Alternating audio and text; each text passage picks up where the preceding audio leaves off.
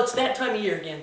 People are looking back over the previous year, looking ahead to the next year, and thinking about how they can make it better. So they start thinking about New Year's resolutions. Nothing wrong with that. There's nothing wrong with looking ahead to what you can do to make the next year fabulous. The problem is, most New Year's resolutions are doomed to failure. Look at the top 5 New Year's resolutions, year after year. 1, spend more time with family and friends. 2, improve fitness. 3, lose weight. 4, quit smoking. 5, enjoy life more. These are huge, nebulous, difficult, awful New Year's resolutions. A good New Year's resolution is specific, short-term, so that you can accomplish something. And once you've accomplished it, then you can move on to something else and accomplish that. But get specific. For instance, let's go back to the first one. Spend more time with friends and family. How much more time? With whom? Doing what? For what purpose? What if you start spending more time with family and you find it boring, or painful, or downright counterproductive? For example, you could force your teenage children to eat dinner with you every night. This could be extremely counterproductive if they're not in that habit and don't think that's a good thing to do.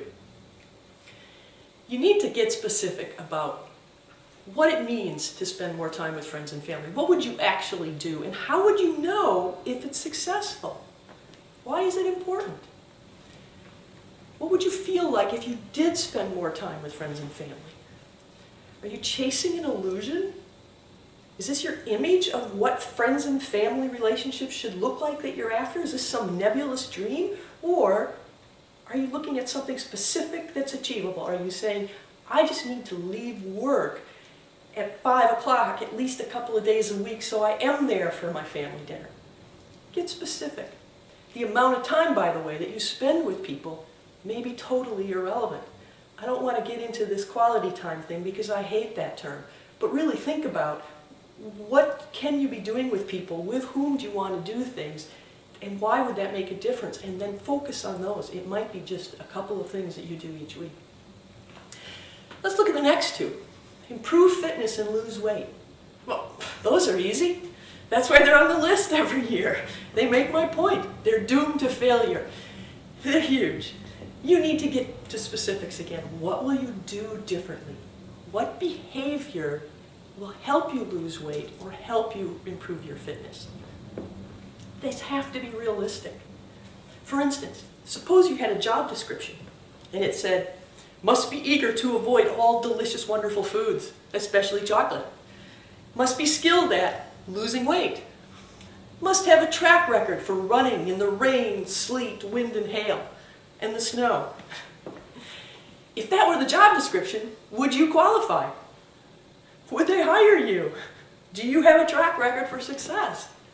Well, if not, don't you set yourself up for the same kind of failure. Don't hire yourself for that job description. You got to get specific. You have to find, where do your interests, where do your passions intersect with your capabilities in such a way that it will allow you to improve your fitness or lose weight. For instance, suppose you enjoy being with people and you never miss a commitment. You're very reliable. Well, then exercise with people and make that commitment and then show up. Leverage those things that you do well and that you like to do in service of helping you lose weight or get more fit. The fourth one on here is to quit smoking. Yeah, right. Quit smoking, that sounds really specific, right? You just quit, you're done. Well, if you've ever met any people who have quit and restarted and quit and restarted, you know that quit is also a relative term. And again, you have to be specific. You have to come up with different behaviors that will replace that smoking behavior. Otherwise, you're not going to change. Now, these are all typical New Year's resolutions, and the list goes on, obviously. Typical New Year's resolutions that people set for personal reasons. But businesses do the same kind of thing. They say, well, next year, we're going to increase our profits, we're going to grow, we're going to be better managers, And they oftentimes do it in the same nebulous, huge way.